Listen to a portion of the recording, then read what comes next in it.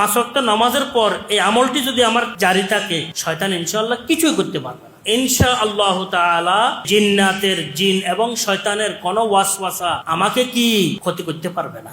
একদম মজবুত থাকতে হবে, কিচ্ছু করতে পারবে না। অধিকাংশ তালেব ইলমদের চলাফেরার কারণে জিন শয়তানের বড় আসর আছে। এটা আমার জন্মসূত্রে হোক, এটা আমার জীবনের সূত্রে হোক, এটা আমার খাওয়া দাওয়ার কারণে হোক, জিন শয়তানের কোনো কি নেই, শেষ নাই।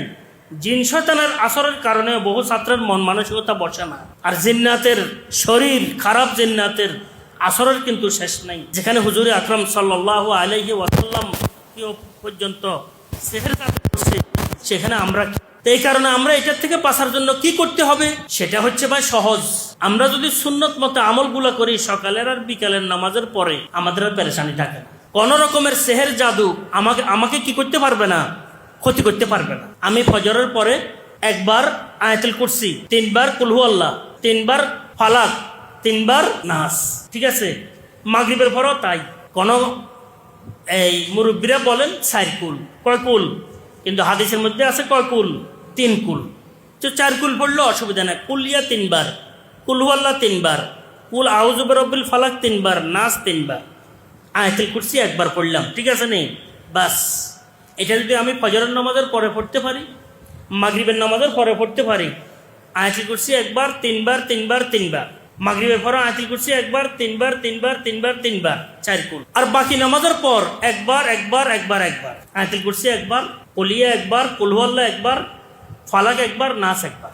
আমি সময়ের তাড়া থাকলে কুলিয়া পড়ি না, কারণ কুলিয়া সুন্নতের পড়ার মধ্যে আসে না, দাও এলাজের মধ্যে আসে। কিসের মধ্যে আসে? এলাজের মধ্যে। এই কারণে সমর তাড়া থাকলে এটা আমি সাধারণত বহুত সময় ছুটে যায়। কিন্তু 3 কুল এটা মসনুন, এটা কি মাসনুন। আয়াতুল কুরসি, ইখলাস, ফালাক, নাস। তাহলে নামাজের মধ্যে যদি সকাল বিকাল যদি 5 ওয়াক্ত নামাজের পর এই আমলটি যদি আমার জারি থাকে, শয়তান ইনশাআল্লাহ কিছুই করতে পারবে না। এর সাথে সাথে আরো 2টি আমল আমি আপনাদেরকে সংক্ষেপে শিখাই।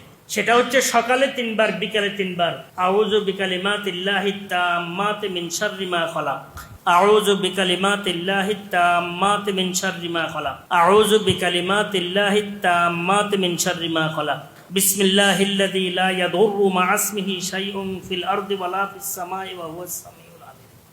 3 বার। এটা সবাই পারি আমরা। হ্যাঁ জি, বিসমিল্লাহিল্লাযী লা ইয়াদুররু মা ইসমিহি শাইউন ফিল আরদি ওয়ালা ফিস সামাই ওয়া হুয়াস সামিউল আলিম।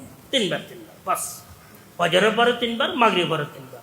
এরপরে যদি একটু অসুবিধা লাগে তো প্রত্যেক নামাজের পর 3 বার 3 বার পড়লাম, কোনো সমস্যা নেই। এখানে নামাজের পর লা হাওলা ওয়ালা কুওয়াতা ইল্লা বিল্লাহ আছে, কথাটা বুঝতে পারছি না। তাহলে আমাদের জন্য সহজ হয়ে গেছে।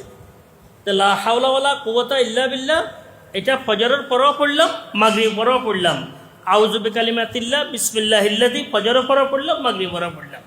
ইনশাআল্লাহ তাআলা জিন্নাতের জিন এবং শয়তানের কোনো ওয়াসওয়াসা আমাকে কি ক্ষতি করতে পারবে না।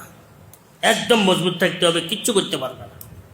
এরপরে যদি কোনো সাথী ভাই আছে যে আরো বেশি একটু আক্রান্ত, যে কোনো কারণে হয়তো একটু আক্রান্ত হয়ে গেছে, তো মানজিলটা পড়ো, দিনে 2 বার না হয় 1 বার। কি পড়ো? মানজিলটা নিয়মিত আদায় করো। আমরাও তো পড়তে হয়তো মুখস্থ আছে, পড়তে 3 হইতে 4 মিনিট লাগে, একটা ব্যাপারও না। আউয়াবিনের মধ্যে পড়ে ফেললেও চলে, কোনো পেরেশান নেই। 3 হইতে 4 মিনিট লাগে, আউয়াবিনের মধ্যে পড়ে নিলাম, আর কোনো পেরেশান নেই। আল্লাহর রহমতে দেখবেন আর কোনো অসুবিধা হবে না। এরপরে কোনো অসুবিধা হইলে বিশেষভাবে যদি আলোচনা করো, তো আমার কাছে আরও কিছু ব্যবস্থাপনা আছে, আল্লাহর রহমতে আমি শিখে দিব। এই আমলগুলো করলে সাধারণত কোনো অসুবিধা কি হবে না।